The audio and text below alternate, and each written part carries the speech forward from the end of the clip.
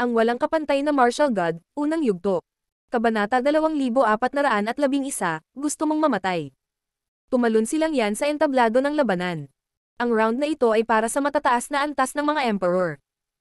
Ang malakas na cultivator ng Celestial Martial Dynasty ay lumikha ng isang layer ng proteksyon sa paligid ng yugto ng labanan upang protektahan ang mga tao sa labas.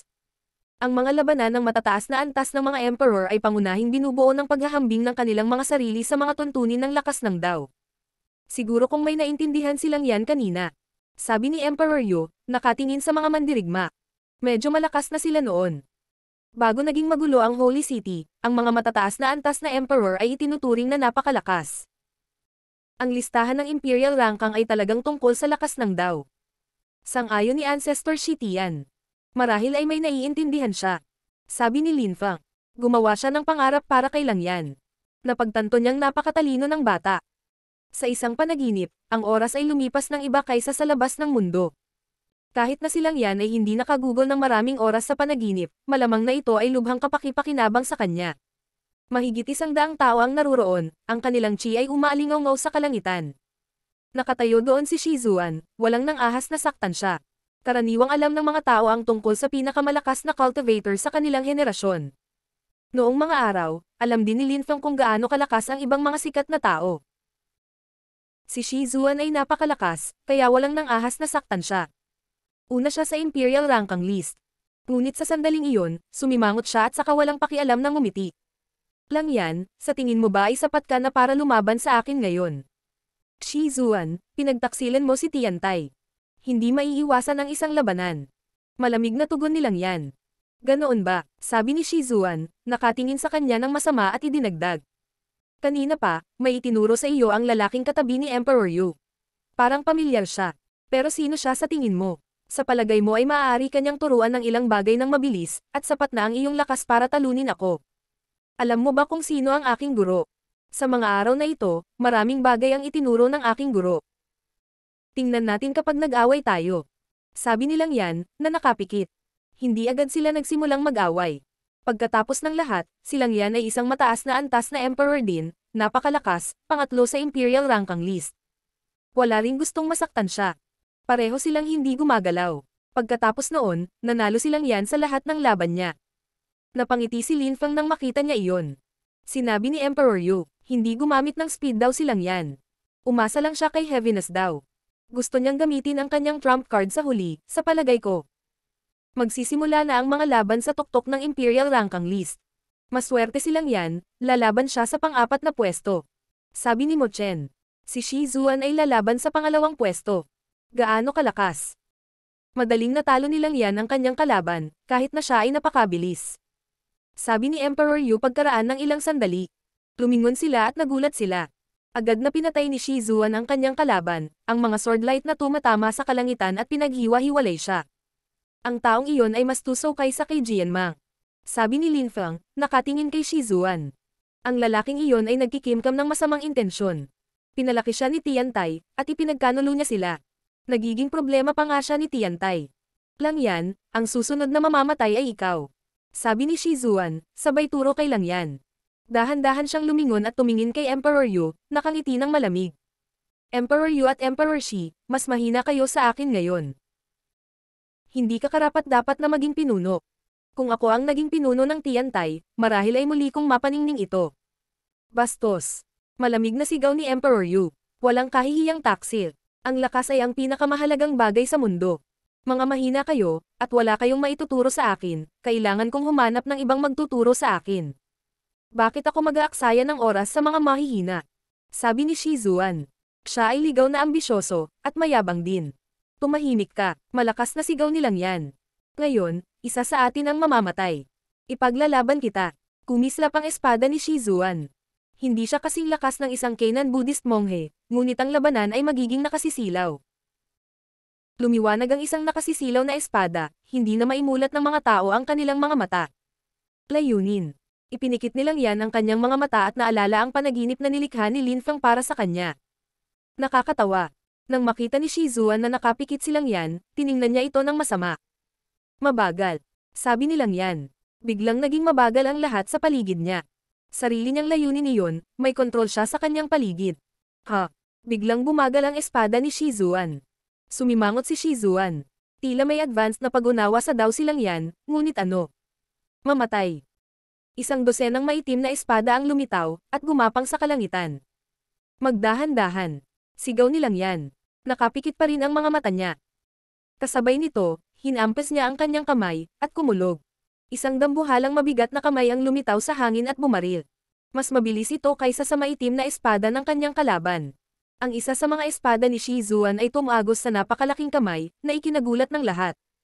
Karaniwan, si Shizuan ay maaaring pumatay ng mga tao ng tahimik nang walang nakakapansin, ngunit sa pagkakataong ito ay hindi niya nagawang patayin silang yan. Si Shizuan ay naging isang sinag ng liwanag at lumipad siya sa kalangitan lampas sa langyan. Saan ka pupunta? Paputok na sigaw nilang yan. Naglabas siya ng mas mabagal na enerhiya. Kapag lumakas ang mga cultivator, ang mabagal at mabilis na lakas ay maaaring talagang nakakatakot. Mabigat na lakas. Galit na sigaw nilang yan. Natigilan si Shizuan nang maramdaman niya ang lakas ng daw nilang yan. Ito ay napakalakas na, at ngayon ito ay mataas na antas, hindi na mababa ang antas. Paano naging posible iyon? Paano nagawa nilang yan iyon? Nawala silang yan, pagkatapos ay muling lumitaw malapit kay Shizuan, itinuro si Shizuan gamit ang kanyang daliri. Sa sandaling iyon, naalala niya ang lahat ng ipinakita ni Lin Feng sa kanya sa panaginip. Nakita niya ang isang daliri, wala itong lakas, ngunit napakabilis nito. Nang makita iyon ni Shizuan, ang kanyang ekspresyon ay nagbago ng husto. Ang kanyang espada ay bumaba mula sa langit. Ang mga ilaw ng espada ay kumikislap, ngunit kasabay nito ay patuloy siyang dinagalan nilang yan. Tumalsik ang dugo.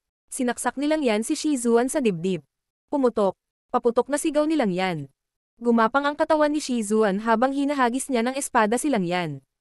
Mabagal. Sabi nilang yan nang makita ang pag-ataking iyon. Gusto niyang patayin si Shizuan, anuman ang mangyari. Mabigat na lakas. Napakalakas na ngayon ng daw nilang yan, brutal ang kanyang mga pag-atake. Si Shizuan ay nasugatan, at inihagis ang kanyang espada. Ang mabigat na lakas kasama ng mabagal na lakas ay nagbigay sa kanya ng isang mahirap na oras. Nagsisimula na siyang makaramdam ng panganib. Iniwasan nilang yan ang espada. Lahat ay namangha. Ang tunggalian na ito ay lumampas na sa lahat ng kanilang inaasahan, at ito ay isang napakagandang laban. Ang pinaka-nakakagulat na bagay ay ang mga cultivator ay nakikipagkompetensya sa mga tuntunin ng bilis. Pareho silang kasing bilis ng kidlat. Tama na, malakas na sigaw ng isang tao. Isang napakalaking lakas ang nagpahirap kay Langyan. May impresyon siyang babagsak na siya. Lumipad sa ere si Shizuan. Tapos na ang laban na ito. Sabi ng isa sa mga organizer, na sumulyap kay Langyan. Talented ka, maaari kang sumali sa Celestial Martial Dynasty at maging isang alagad ng Saint. Kalokohan. Galit na sabi ni Langyan. Ang Celestial Martial Dynasty ay kasuklam-suklam. Sumali ka sa laban natin. Nakakaawa at katawa-tawa ka. Hinding-hindi ako magiging miyembro ng Celestial Martial Dynasty. Pinapahiya mo ang Celestial Martial Dynasty. Mamatay. Mahinang sabi ng taong iyon. Natigilan ang mga tao sa mabilis na pagdami. Ito ay kung paano pinangangasiwaan ng Celestial Martial Dynasty ang mga bagay. Tumanggi silang yan na sumali sa Celestial Martial Dynasty at pinahiya sila, dahilan iyon para patayin nila siya. Tanging ang dinastiyang Kanan ang maaaring makipagkompetensya sa kanila. Kung sino man ang nangahas na masaktan sila, namatay sila, walang dahilan ang kailangan.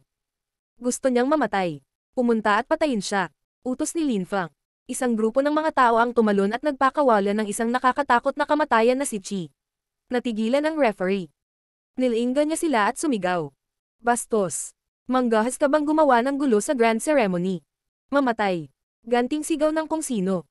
Naramdaman ng referee ang ilang nakakatakot na death energies sa paligid niya. Isang malakas na hangin ang dumaan sa kanya. Isang malaking bato ang gumuhit sa kalangitan, at nag-spray ng dugo. Ang referee ay pinugutan ng ulo, ang kanyang ulo ay lumilipad palayo. Nakabukas pa rin ang mga mata niya, at sa ekspresyon ng mukha niya, baka hindi siya makapaniwala. Kakapatay lang niya. Kakapatay lang niya sa grand ceremony ng Celestial Martial Dynasty. Lahat ay namangha. Ang mga taong hindi man lang miyembro ng Kanan Dynasty ay nangahas na gumawa ng kaguluhan doon. Kahit ang mga miyembro ng Kanan Dynasty ay hindi maglalakas loob na gawin ang ganoong bagay doon, tama ba? Ang walang kapantay na martial god, unang yugto. Kabanata 2412, Saints. May nangahas na biglang pumatay ng mga tao ng walang awa. Nagulat ang mga tao, huminga ng malalim, at nagpatuloy sa panonood. Tatlong figure ang lumulutang sa hangin. Ang isa sa kanila ay isang malakas na cultivator na may maitim na pakpak at matalas na mata. Ito ay isang mahusay na rock. Panay ang paglabas ni Bestial Chi sa kanyang katawan. Iyan ay isang mahusay na imperial na hayop, isang mahusay na rock. Kinokontrol niya ang lakas ng hangin at kamatayan. Ang bilis niya ay hindi kapani-paniwala. Pinatay niya agad ang referee. Naisip ng karamihan. Siya ay talagang isang Celestial Emperor. Siya ay taga Tiantai mula noong Tiantai ay naglakas loob na kumilos ng walang ingat at mapangahas na ganoon. Paano nila napatay ang isang miyembro ng Celestial Martial Dynasty ng ganoon? Nakakabaliw sila. Maraming tao ang nakatingin sa mga miyembro ng Tiantai. Sa Holy City, karamihan sa mga taong naninirahan doon sa mahabang panahon ay kilala si Lin Feng, at nang mapansin nila si Lin Feng sa pagitan ni Emperor Yu at Mo Chen, sila ay natigilan. Kanina pa nila hindi pinansin ang mga miyembro ng Tiantai, kaya hindi nila siya nakita. Bumalik na siya. Kaya pala, sinira ni Lin Feng ang maraming ancient holy clans sa nakaraan, walang bagay na hindi niya pinangarap na gawin. Ang pagpatay sa referee ng Celestial Martial Dynasty ay hindi rin problema para sa kanya. Alam ng karamihan na si Lin Feng ay sinusuportahan ng ilang mga saint. Bumalik na si Lin Feng. Magiging masaya ang mga laban. Ang Celestial Martial Dynasty, ang Canaan Dynasty, at ngayon ay si Lin Feng, magiging ikatlong haligi ba ng Holy City si Lin Feng? Nagtataka ang maraming tao. Si Lin Feng ay suportado ng mga saint sa likod ng mga eksena, at opisyal na ng Champion University at Tiantai. Siya ay may kapangyarihan at impluensya. Lin Feng. Sa sandaling iyon, sa gilid ng Canaan Dynasty, isang Buddhist monghe ang tumingin kay Lin Feng at ngumiti. Naalala siya ni Lin Feng, nasilaw siya noong Pathfinder Day ng Imperial Ranking List. Si Dao Zanzeng iyon. Lumipas ang mga dekada, at naging cultivator siya ng Shengdi Layer. Siya ay outstanding. Brother Lin Feng, lahat sila ay nakatingin sa iyo. Bulong ni Ling. Tumiti si Lin Feng nang walang pakialam. Kahit wala siya sa battle stage ngayon, pinapansin pa rin siya ng mga tao, pero wala siyang pakialam. Hindi iyon mahalaga sa kanya. Sa panig ng Celestial Martial Dynasty, isang grupo ng mga tao ang bumangon sa himpapawid. Lahat sila ay mukhang galit na galit habang lumilipad patungo sa battle stage. Ang mga nangangahas na gumawa ng gulo dito ay dapat matay. Malamig na sigaw ng isa sa kanila. Naglabas siya ng isang alon ng napakatinding enerhiya. Inorganisa ng Celestial Martial Dynasty ang engranding seremonya, paano nila hahayaan ang sinuman na sirain ang kaganapan. Inorganisa ng Celestial Martial Dynasty ang kaganapang ito, ngunit para lamang magdulot ng kaguluhan. Ang referee ay naglakas loob na gumawa ng lahat ng uri ng kabalbalan. Ang engranding seremonya ay ganap na hindi patas. Mula ngayon, si Tiantai na ang namamahala sa engranding seremonya, hindi ang Celestial Martial Dynasty. Sabi ng katabi ni Lin Feng. Biglang tumahimik ang kapaligiran. At saka, hindi pa tapos ang labanan nina Shizuan at Langyan. Walang makakasali, laban ta sa kamatayan, na matatapos lang kapag nanalo ang isa sa kanila. Sabi ng taong iyon, na parang kontrolado na ni Tiantai ang Grand Ceremony. 3 tao ang nakapalibot sa entablado ng labanan. Hindi nila pinatay si Shizuan, pinalibutan nila sina Shizuan at Langyan para matapos na nila ang kanilang laban. Ano ang masasabi ng Celestial Martial Dynasty tungkol dyan? Hinatak ni Shizuan ang mahabang mukha. Hindi niya akalain na matatalo siya kay Langyan. Hindi niya akalain na maaapi ni Tiantai ang Celestial Martial Dynasty. Sa battle stage, tumayo. Sa paligid niya, maraming tao ang tumayo. Mukha silang kalmado at kalmado, o hindi bababa sa sinubukan nila, mula sa kanilang mga mata, makikita ang isang nakakatakot na lamig. Sino ang nang-ahas na kumilos ng mayabang at walang ingat? Elder, ang pangalan ng lalaking iyon ay Lin Feng. Siya ay isang henyo ng Champion University. Sinuportahan siya ng mga saint at noong mga araw, sinira niya ang ilang ancient holy clans. Napakalakas niya. Sabi ng may telepatikong sabi. Napakunot ang noo ng nasa gitna, at mahinahong sinabi. Ang mga nangangahas na gumawa ng gulo dito ay dapat mamatay. Sinusunod namin. Nagsimulang gumalaw ang mga tao sa lahat ng direksyon. Ang kanilang chi ay nagbabala, lahat sila ay mga Celestial Emperor. Kasabay nito, nagsimulang umihip ang malakas na hangin na naglalaman ng lakas ng kamatayan. Isang pangkat ng mga tao ang lumitaw sa likod ng yugto ng labanan. Ang kapaligiran ay naging nakakatakot na tahimik at mapang-api. Ang malalakas na cultivator ng Celestial Martial Dynasty ay tumigil lahat sa paggalaw. Kumunat ang noo ng matanda at tumingin sa mga bagong dating. Desidido silang harapin sila ngayon.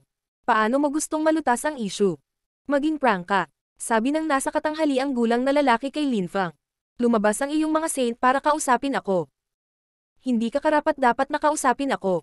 Walang pakialam na sabi ni Linfang. Nanigas ang mukha ng medyo may edad na. Mga saint. Para makausap siya. Gaano kabastos. Maraming tao ang namangha. Gaano kabaliw. O kung, si Linfang, isang saint. Agad nilang ibinukod ang ideya. Kahit na hindi nila makita ang cultivation level ni Linfang, malamang na gumagamit lang siya ng napakalakas na cloakang teknik. Ilang dekada lamang ang lumipas, marahil siya ay isang Saint Emperor, o kahit isang Saint Emperor ng tuktok ng Shengdi layer, ngunit hindi siya maaaring maging isang saint. Ang mga saint ay nalampasan ng kamunduhan at nakamit ang kabanalan, at sa nakaraan, hindi nila nakita ang mga saint sa madilim na ulap. Ang mga saint ay karaniwan ding napakatanda. Si Linfang ay napakabata pa para maging isang saint. Ilang dekada pa lang ang lumipas, paano siya naging cultivator ng Sheng layer? Malamang natiwala si Linfang dahil sinusuportahan siya ng mga saint. Maraming tao ang nakarinig na siya ay naging disipulo ng Fortune Shrine pagkatapos na mag-rank sa una sa Meeting of the Continent of the Nine Clouds noon. Ipinaliwanag nito kung bakit siya naging mayabang at hiniling sa kanila na magpadala ng mga saint upang makipag-usap sa kanya. Ang matanda ay tumingin kay Linfang ng malamig. Sinabi niya na hindi siya kwalipikadong makipag-usap sa kanya. Kahit na miyembro ka ng Fortune Shrine, hindi ka rin kwalipikadong makipag-usap sa mga saint. At kahit na may talino ka, maaari kang mamatay anumang oras. Sabi ng matanda, na nakangiti ng malamig. Nagulat si Linfang, alam ng lalaking iyon na miyembro siya ng Fortune Shrine. Fortune Shrine. Si Linfang iyon. Si Shi Zuan ay namangha. No wonder nakita niyang pamilyar siya. Ngunit bakit parang ordinaryo si Linfang? Bakit walang nakapansin sa kanya? Wala siyang chi, hindi siya mukhang mapagmataas at matalas, tulad ng kanyang estatwa. Ngayon mo lang nahulaan na ito ay kapwa-disipulo ng aking guro, si Shi Zuan. Tinuruan niya lang ako. Iyon ay kung paano nakalusot ang aking daw. Siya ay isang walang katulad na henyo. Nauna siyang natapos sa Meeting of the Continent of the Nine Clouds, at isa siyang alagad ng Fortune Shrine. Hindi ka magiging matagumpay. Hindi mo maiisip kung gaano siya kalakas, malamig na sabi nilang yan. Nararamdaman niya kung gaano kalakas si Linfang, naturuan siya ng mga hindi kapani-paniwalang bagay sa loob lamang ng ilang minuto. May impresyon siya na kayang patayin ni Linfang ang sinuman sa loob ng ilang segundo. Nanlamig ang mukha ni Shi Zuan. Kilala niya si Linfang, sikat si Linfang sa Holy City. Sa loob lamang ng ilang taon, siya ang naging pinaka-nakasisilaw na batang cultivator ng lungsod. Ngayon lang, itinuro ni Linfang kay Lang Yan ang ilang bagay. Ganyan naging mas malakas si Lang Yan kaysa sa kanya. Ipagpatuloy ang laban. Walang pakialam na sabi ni Linfang. Hindi niya pinansin ang matanda, at kinuha ang kontrol sa engranding seremonya. Inilabas ni Lang Yan ang kanyang chi. Naninigas ang mukha ng matanda sa Celestial Martial Dynasty. Hinamak siya ni Linfang. Shi Zuan, pinagtaksilan mo si Tiantai. Ngayon, mamamatay ka na, sabi ni Lang Yan. Ang bilis niyang sumabog. Isang nakakatakot na mabigat na lakas ng daw ang nagpahirap kay Shi Zuan. Inilabas ni Shi Zuan ang matalas na lakas ng espada. Mabagal. Sabi ni Lang Yan, nakapikit. Nakaramdam siya ng higit na kumpiyansa, agad siyang naging mas malakas pagkatapos ng pagtuturo ni Linfang. Ngayon, alam niyang kaya niyang talunin si Shi Zuan. Naging mabagal ang lahat sa paligid niya. Ito ay daw, ito ay layunin, ito ay isang sensasyon. Anumang bagay ay maaaring maging isang nakamamatay na sandata sa napakataas na bilis, kahit na ang isang dahon ay maaaring maging matalas sa mataas na bilis. Ginawa ni Lang Yan ang parehong pag-atake na nakita niya sa panaginip. Ang kanyang daliri ay maaaring maging pinakamatulas na espada. Nagkasagupaan ng metal, ang mga ilaw ng espada ni Shi Zuan at ang daliri ni Lang Yan ay nabangga. Nakapagtataka, ang mga ilaw ng espada ay agad na nagkalat. Imposible. Hindi makapaniwala si Shi Zuan. Ang pag-atake ni Lang Yan ay hindi mukhang pambihira, hindi ito nakakasilaw, bakit ito ay napakalakas.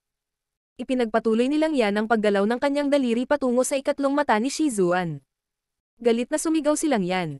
Mamatay. Bakit? Sigaw ni Shi Zuan. Iyon ang huling salita niya. Siya ay isang henyo ng Huangqi layer, una siya sa Imperial Rankang List, naging miyembro siya ng Celestial Martial Dynasty, at inorganisa nila ang Grand Ceremony. Ito ay dapat na maging isang magandang araw para sa kanya. Ngunit si Shi Zuan, isang alagad ng Saint, ay patay na. Sa pagkakataong ito, ang Tiantai ay nagsasagawa ng malaking panganib. Nakikigulo sila ngayon sa mga Saint. Ang lakas ng nakakatakot na Saint ay pumuno sa hangin at pinalibutan ang buong pulutong. Ang puso ng mga tao ay nagsimulang tumibok ng marahas. Magpapakita ba ang isang saint? Ang walang kapantay na martial god, unang yugto. Kabanata 2413, ang mga problema ay nasa unahan. Ang saint ng Celestial Martial Dynasty ay lumitaw at tumingin sa mga tao. Maraming tao ang nagtataka kung paano haharapin ng Celestial Martial Dynasty ang Tiantay. Pagbati, iyong kabanalan ng Celestial Martial Dynasty. Sabi ng mga tao mula sa iba't ibang grupo, na tumayo at yumuko sa harap ng saint. Noong nakaraan, ang mga saint ay itinuturing na mga maalamat na cultivator, at ngayon ay mayroon silang isang saint sa harap nila. Saint ba yan? Narinig ko na ang pagkakaiba sa pagitan ng isang saint at isang great emperor ay hindi kapanipaniwala, hindi sila maihahambing. Madaling mapatay ng mga saint ang buong hukbo ng mga great emperor. Bulong ng isang tao, na humahanga sa saint. Bago ang Celestial Martial Dynasty at Canaan Dynasty ay nanirahan sa Holy City, narinig ng mga tao na si Lin Feng ay sinusuportahan ng mga saint. Ilang sandali bago, pinatay ni Tiantay ang disipulo ng isang saint.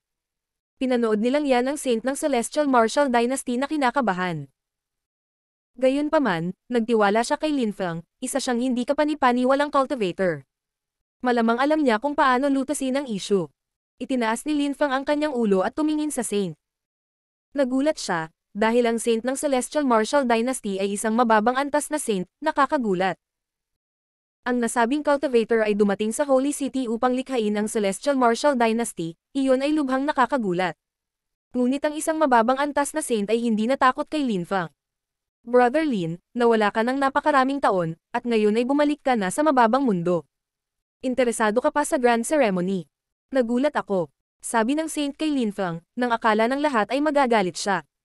Napangiti pa siya ng mahinahon. Gayunpaman, ang mga tao ay nanginag, higit pa sa kung napatay niya kaagad si Lin Feng.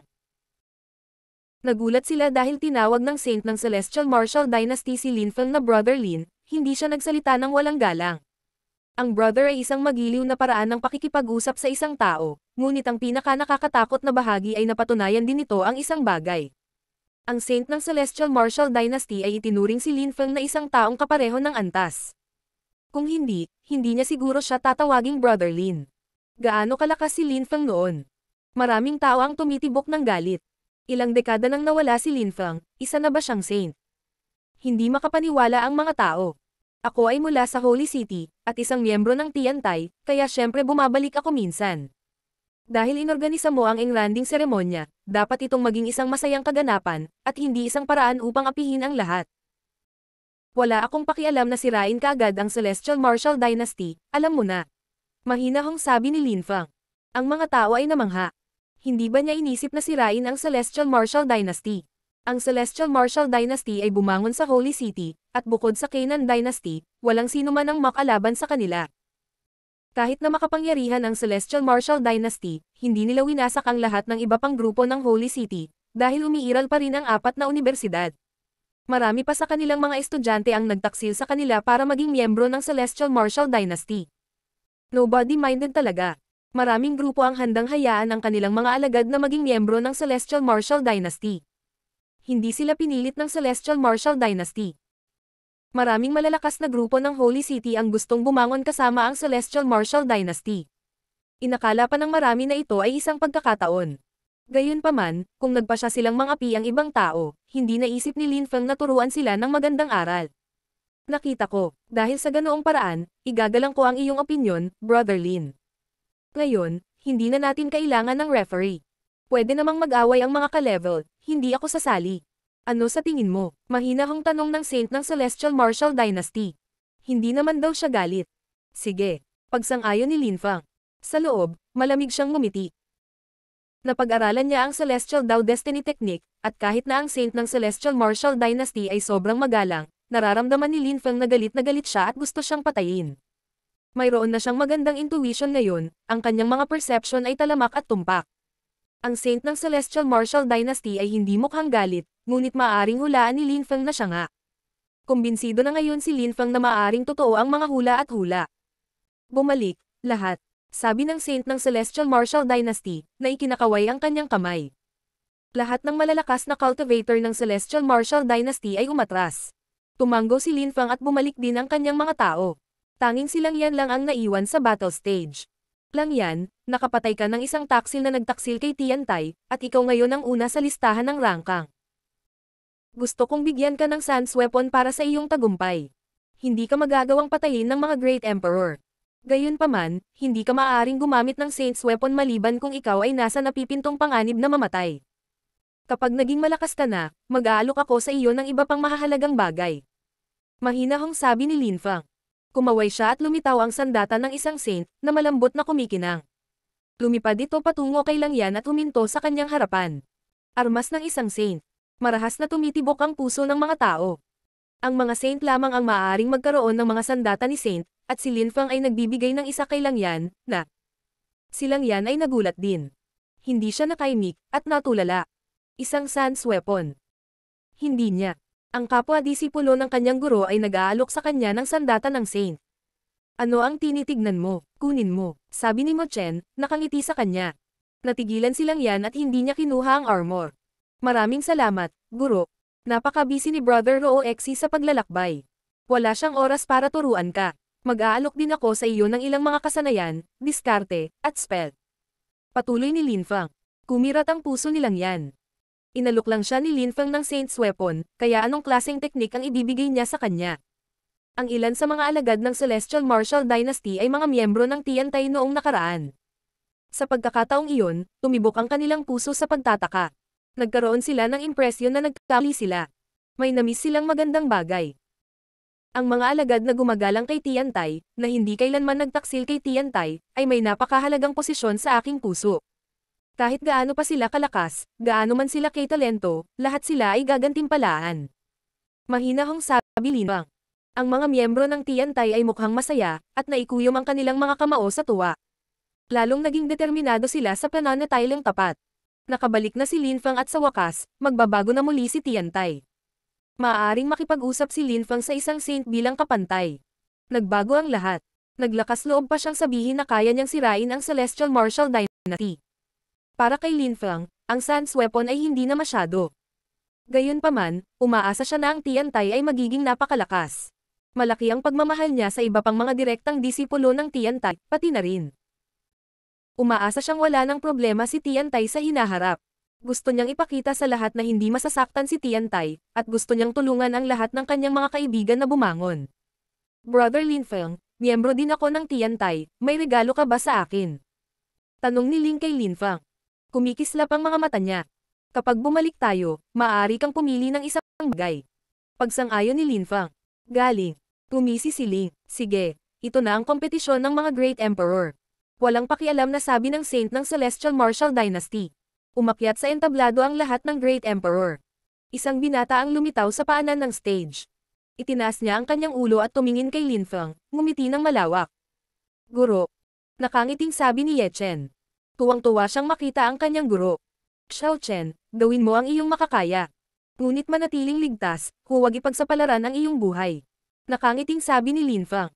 Kumaway siya at bahagyang bumalat kay Ye Chen. Alis na, gagawin ko ang aking makakaya. Tumanggo si Ye Chen. Hindi siya nakahinga ng maluwag. Nandoon ang guro niya, lalo siyang na-pressure. Nais niyang makatapos sa pinakamahuhusay na cultivator, kung hindi, ito ay isang kahihiyan para sa kanyang guro. Kinabahan siya ng husto. Dahil nandito ka, mas mag-aalala si Xiao Chen, kabahan siya dahil sa mga rangkang. Sabi ni Mo Chen kay Lin Fang, naiintindihan kung ano ang nangyayari. Dapat niyang pakinggan ang kanyang puso. Mahinahong sagot ni Lin Fang. Ang Fire Shrine. Isang babae ang nakatayo sa harap ng isang batong entablado. Nasa harap niya ang ilang mga saint. Dahil maraming problema sa kontinente, maraming grupo ang tumawag sa kanilang mga saint na bumalik. Maraming saint ang mga shrine, kahit nabihira silang makita ng mga tao. May balita ako. Si Lin Fang ay nasa madilim na ulap sa Holy City. Siya ay tuso. Kahit nasuportado siya ng Fortune Shrine, dapat siyang mamatay. May mga tao akong nakatingin sa kanya, alam naman namin kung saan siya madalas pumunta. Hindi na siya makakatakas this time. Mahinahong sabi ng babae. Naunawaan ng lahat ng mga saint kung bakit siya nagsikap na mahanap si Lin Fang. Dahil kay Qiyong Yu, ang tunay na katawan ni Lin Fang ay hindi mahina, at matatawag pa itong malakas. Siya ay isang mababang antas na saint, ngunit malapit na siyang maging isang katamtamang antas na saint. Hindi ako sigurado na madali mo siyang mapapatay. Lahat kayo ay mga bayani ng Qiyong clan. Sa pagkakataong ito, kailangan ko ng mga taong maaaring pumunta sa mas mababang mundo para patayin si Lin Fang. Sabi ng babae, sabay tingin sa mga saint. Ang mga taong ito ay pawang mga bayani ng Fire Shrine, at mataas na antas na mga saint. Hindi siya makapag-utos sa mga taong mas malakas kaysa doon kahit na napakataas ng kanyang posisyon sa lipunan. Ang Qiyong clan ay isang makapangyarihang clan ng Fire Shrine, at marami silang kontak. Ang mga saint na ito ay mula sa kanyang angkan. Ayaw kong direktang magpadala ang Fire Shrine ng mga tao para patayin si Lin Feng, dahil kailangan nating tiyakin na ligtas si Qiyong Yu. Sabi ng babae. Maaaring patayin ng ibang tao mula sa Fire Shrine si Lin Feng, nang walang pakialam kay Qiyong Yu. Pupunta ako. Wala si Tian Rou Jian at ang iba pa sa pagkakataong ito. Ang pagpatay kay Lin Feng ay dapat na madali. Sabi ni Qiyong Lin na malamig. Siya ang nakahuli kay Zhe Tian noong nakaraan. Sige, ipaubaya ko na sa iyo. Sabi ng babae, na nakangiti kay Qiyong Lin. Salamat. Tumanggo si Qiyong Lin. Ang kanyang gawain ay ibalik si Qiyong Yu na buhay, ligtas at maayos. Ang walang kapantay na martial god, unang yugto. Kabanata 2414, tulong ng mga bestial. Si Lin Feng ay nasa bleachers, nanunood ng mga kabataan na nakikipaglaban. Nakaramdam siya ng sigla. Ipinaalala nito sa kanya ang kanyang kabataan. Noong mga araw, madalas din siyang nasa battle stages. Ngayon, nagbago na ang mga bagay, at hindi na siya muling sasabak sa entablado ng labanan para ikumpara muli ang kanyang lakas sa ibang tao. Tulad ng inaasahan, nahihirapan si Xiao Chen, ngunit handa siyang ipagsapalaran ang kanyang buhay. Buntong hininga ni Mo Chen. Bumalik na si Little Lin Feng, kaya hindi gustong ipahiya ng batang iyon ng kanyang guro. Kaya naman handa siyang makipagsapalaran. Natatakot ako na mabilis siyang masira. Sabi ni Emperor Yu. Gaya ng inaasahan, nang matapos siyang magsalita, sinaktan ng husto si Ye Chen. Siya ay nasugatan, itinapon, at tumalsik ang dugo. Bumagsak siya sa lupa. Natalo ka, alis na, sabi ng kalaban ni Ye Chen. Alam niyang taga-tiyantay si Ye Chen, kaya hindi siya nang ahas na kumilos ng masyadong mayabang. Nakita niya si Lin Feng kanina. Gusto niyang bigyan sila ng mukha. Nawala ko, hinatak ni Ye Chen ang mahabang mukha at lumapit kay Lin Feng. Ibinaba niya ang kanyang ulo at sinabing, Guro, pasensya na, nawalan ako ng mukha. Halika rito, sabi ni Lin Feng, nakangiti. Wala siyang pakialam sa mga bagay na iyon.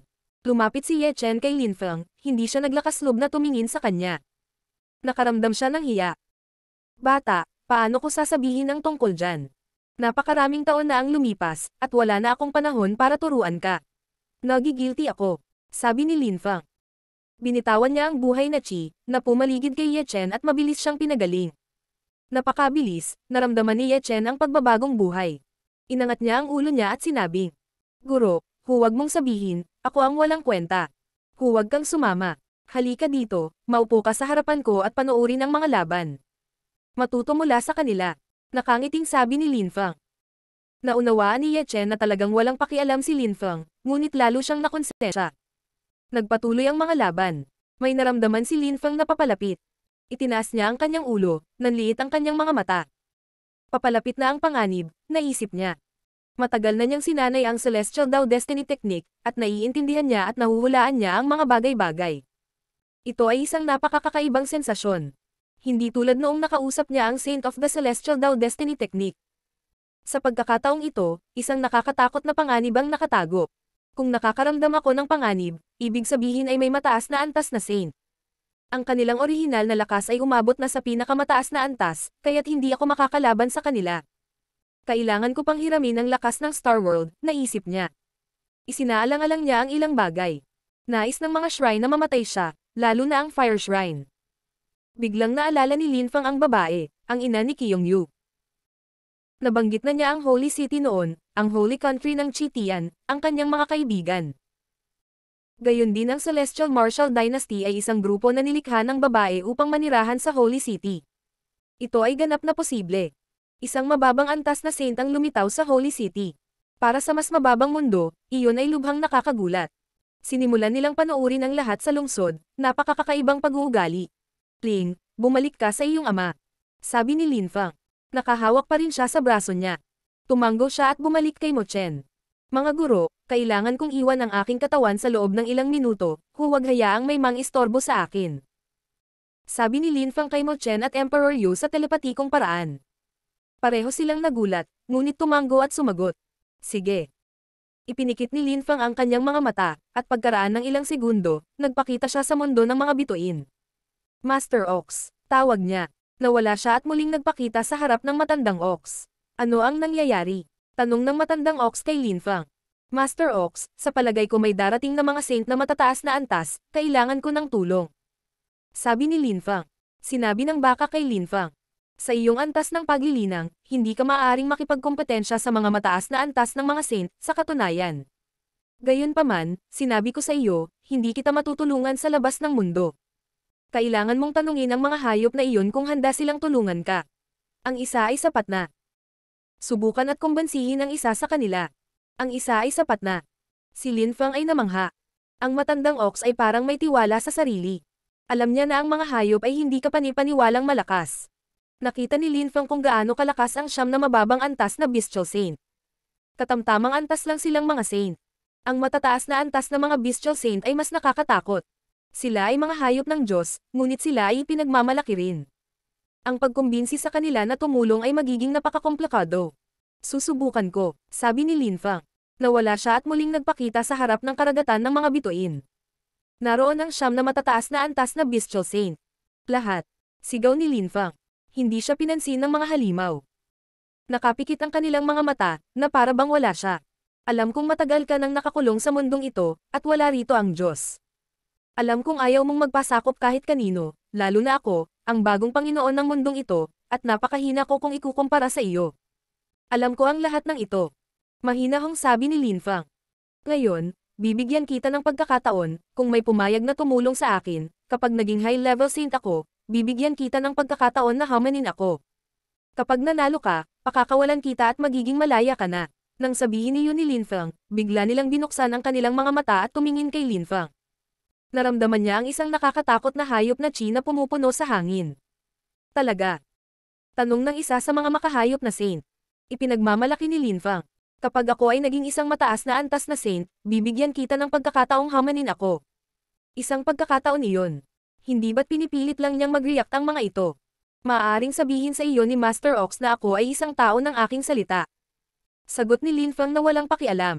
Sigurado ka bang gusto mong gawin iyon? Telepatikong tanong ng matandang ox kay Linfang. Oo, tumanggo si Linfang. Tinanong niya, Master Ox, alin ang pinakamahina sa kanila? Nagdesisyon ka na, kahit napiliin mo ang pinakamahina, ito ay talagang sapat. Ngunit hayaan mo akong bigyan ka ng babala, sa hinaharap, kapag ikaw ay naging isang mataas na antas na saint, kahit na ang pinakamahina ay madaling talunin ka, kung hindi papatayin ka. Sabi ng matandang baka, nakapagpasya na ako. Sabi ni Linfang, yung Gigantic, isa siyang ancient golden ape. Maaari mo siyang piliin. Telepatikong sabi ng matandang ox. Maraming salamat, guro. Sagot ni Linfang na tumanggo. Sabay-sabay na sinabi ng siyam na hayop.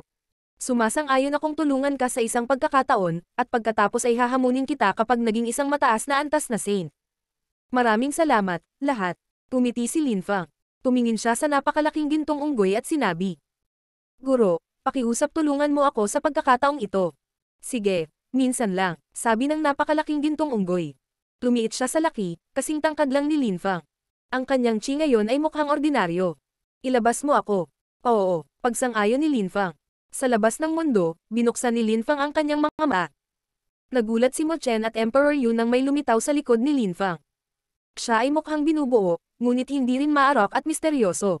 Munting Linfang. Maingat na tanong ni Emperor Yu. Guro, ipagpatuloy mo ang panonood ng mga laban. Tumiti si Linfang. Ang mga Celestial Emperors ay nakikipaglaban sa sandaling iyon.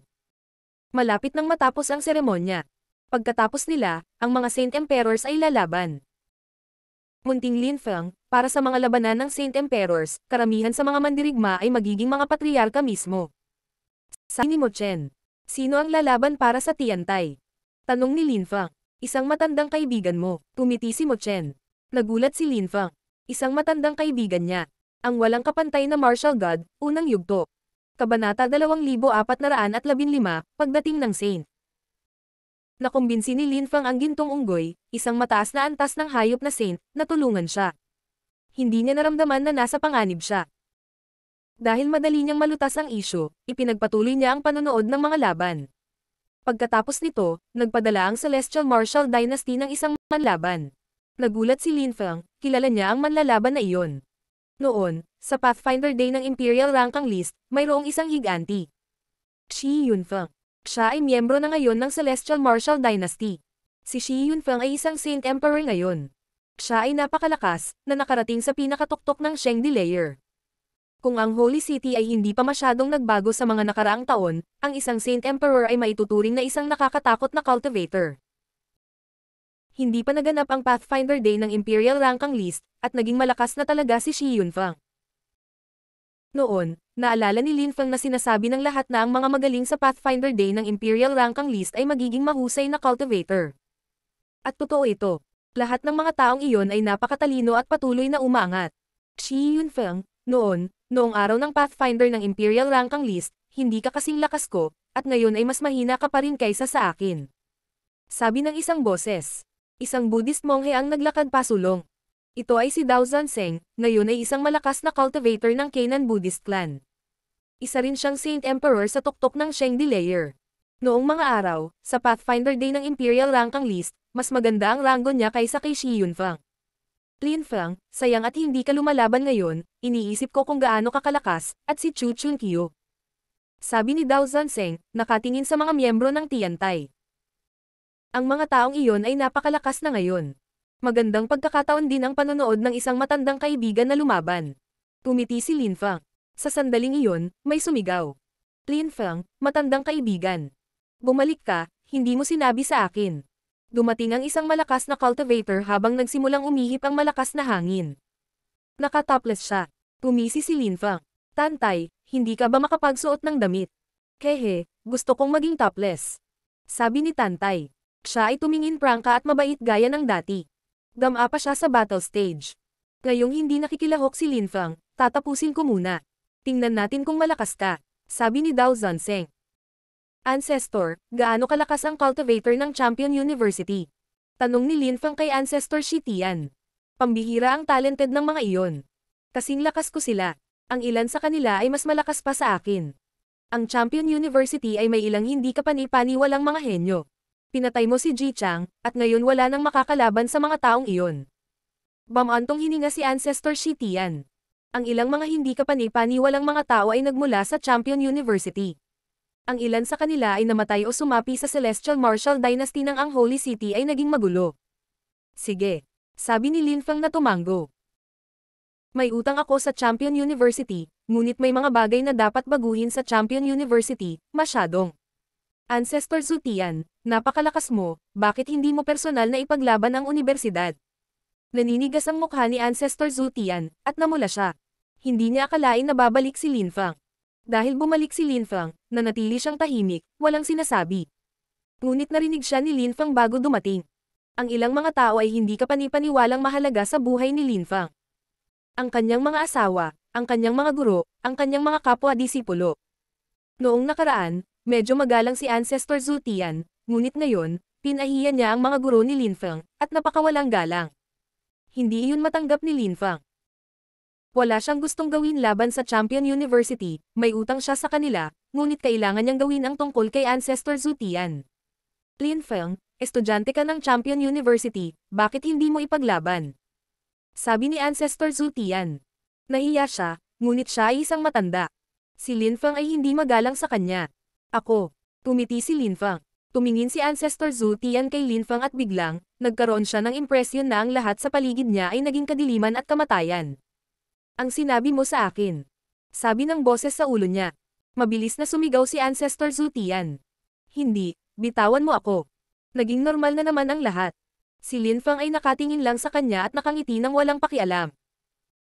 Si Ancestor Zhu Tian ay nababalot ng malamig na pawis, ang kanyang mukha ay kasing puti ng isang papel. Para siyang muntik ng mamatay. Nakatitig sa kanya ang lahat. Anong problema, Ancestor? Tanong ni Lin Feng. Gayunpaman, medyo malamig ang boses niya. Ibinaba ni Ancestor Zhu Tian ang kanyang ulo, hindi siya nang ahas na tumingin kay Lin Feng. Paano magiging napakalakas ni Lin Feng? Isang saint. Kailangang maging saint si Lin Feng. Ang puso ni Ancestor Zhu Tian ay tumibok ng malakas. Ilang sandali bago, ang saint ng Celestial Martial Dynasty ay nakipag-usap sa kanya bilang kapantay, umaasa siyang nagsasalita siya ng ganoon dahil siya ay isang disipulo ng Fortune Shrine. Ngunit ngayon ay nasira ang kanyang pag-asa. Si Lin Feng ay isang saint. Siya ay kasing lakas ng saint ng Celestial Martial Dynasty. Paano siya napunta sa yugto ng labanan? Ancestor, hindi mo dapat ay bully ang mga taong mas mahina kaysa sa iyo. Walang pakialam na sabi ni Lin Feng. Hindi na siya nito nilinggan. Napansin din ito ng ibang mga ninuno, ngunit nanatiling tahimik silang lahat. Bumalik si Lin Feng. Kinausap siya ng mga saint bilang kapantay, at pinagalitan siya ni Ancestor Zutian. Ang iba pang mga ninuno ay nagpasya na hayaan ang kalikasan na kumuha ng landas nito. Pagkatapos ng lahat, malalim ang relasyon ni Lin Feng at Champion University. Hindi nila gustong magbago iyon. Hindi rin nila gustong magtanim ng sama ng loob si Lin Feng laban sa Champion University. Nagsimula ang mga laban. Sa antas na iyon, ang mga bagay ay ganap na naiiba. Walang group battle, one-on-one lang. Masyadong mapangwasak kung hindi. Naiintindihan ni Shi Yunfeng ang batong daw. Nakakatakot ang kanyang depensa at mga atake. Kapag siya ay naging isang saint, malamang na ito ay magiging orihinal na lakas ng lupa. Bulong ni Lin Feng, pinapanood si Shi Yunfeng na lumalaban. Kapag naging isang saint, ang lahat ng lakas ng isang cultivator ay kailangang maging orihinal na lakas. Ang stone daw ay naging orihinal na lakas ng lupa. At upang maunawaan ang orihinal na lakas ng lupa, ang isang cultivator ay kailangang maunawaan ang ilang uri ng layunin ng daw ng parehong uri, tulad ng bato, putik, mabigat, buhangin at iba pa. Napakalakas din ni Dao Zanzeng. Siya ay isang Buddhist monghe, at ang kanyang mga pag-atake ay nakakatakot. Para siyang Kung Ming, nakakatakot din ang kanyang depensa at mga atake. Mas malakas siya kaysa kay Shi Yunfeng, naisip ni Lin Feng. Nakikita niya ang lahat. Sa wakas, si Tantay na. Kinokontrol ng tribo ni Tantay ang isang uri ng lakas. Lakas ng pagsabog. Ang kanilang lakas ay naging mas at mas sumasabog sa paglipas ng panahon. Ito ay isang espesyal na uri ng lakas. Naunawaan na rin ni Tantay ang soundwave na daw ngayon, at mayroon na siyang advanced na pag-unawa dito. Lumipas ang oras, at nagpatuloy ang mga laban. Unti-unting lumubog ang araw. Pinaliwanagan ng araw sa gabi ang entablado ng labanan, iba ang kapaligiran. Nanalo si Tantay laban kay Shi Yunfeng, ngunit natalo siya laban kay Dao Zanzeng. Pinaalalahanan talaga ni Dao Zanzeng si Lin Feng kay Kung Ming. Sa wakas, natapos ang mga laban. Nauna si Dao Zanzeng, pangalawa si Tantay, pangatlo si Shi Yunfeng. Brilliant! Sabi ng saint ng Celestial Martial Dynasty na tumayo at pumalakpak. Aniya. Sige, tapos na ang mga laban. Ang nangungunang tatlong cultivator ay maaaring sumali sa Celestial Martial Dynasty at maging aking mga disipulo kung nais nila. Nang sabihin niyon ng saint, maraming tao ang namangha. Para sa iba't ibang mga liga, kadalasan mayroong mga miyembro ng Celestial Martial Dynasty, Canaan Dynasty, at Tiantai sa nangungunang tatlo. Ang mga taong iyon ay hindi talaga aalis sa kanilang mga grupo, lalo na't dumating si Lin Feng, kaya ang Tiantai ay nasa parehong antas na ngayon ng Celestial Martial Dynasty. Walang gustong maging alagad ko, sabi ng saint ng Celestial Martial Dynasty na nakatingin kay Langyan at Tantay. Kayong dalawa, mabuti pang maging mga alagad ko kayo. Ha? Ang mga tao ay namangha, ang saint ng Celestial Martial Dynasty ay pinupukaw si Tiantai kahit na naroon si Lin Feng. Hindi ito kakaiba kay Lin Feng, nakita niya itong napakamal. Saint ng Celestial Martial Dynasty, sa tingin mo ay sapat ka para maging guru ko. Mahinang sabi ni Tantay. Pinahiya ng saint ng Celestial Martial Dynasty si Tiantai. Sapat na, tumiti ang saint ng Celestial Martial Dynasty. Para kang palaka sa balon. Hindi mo ba alam na ang mga saint ay nahahati din sa iba't ibang antas? Half saints, low-level saints, high-level saints, fearless saints. Bago kami dumating, walang kahit isang saint sa Holy City. Ang pagiging isang saint ay napakahirap. At ako, isa akong mababang antas na saint, at sinasabi mong hindi ako sapat para maging guro mo. Ang mga tao ay namangha, siya ay isang mababang antas na saint na nangangahulugan na siya ay isang antas ng dalawang saint. Bibigyan kita ng pagkakataon ngayon. Kung tumanggi ka, mahuhulog ka sa Tiantai kung may mangyari. Walang pakialam na sabi ng saint ng Celestial Martial Dynasty. Nagsimulang tumibok ang puso ng lahat. Mawawasak ba ang Tiantai? Kalokohan. Malamig na sabi nilang yan. Kalokohan. Ang saint ng Celestial Martial Dynasty ay ngumiti ng malamig. Napuno ng lakas ng ilang saint ang hangin, at naging mapang-api ang kapaligiran. Lahat ng tao ay nagkaroon ng impresyon na sila ay nasusuffocate. Pagkatapos, nakita nila ang isang grupo ng mga tao sa langit. Napakataas ng paglipad nila, para silang mga Diyos. Mga saint, silang lahat ay mga saint. Ang mga tao ay nanginginig sa takot.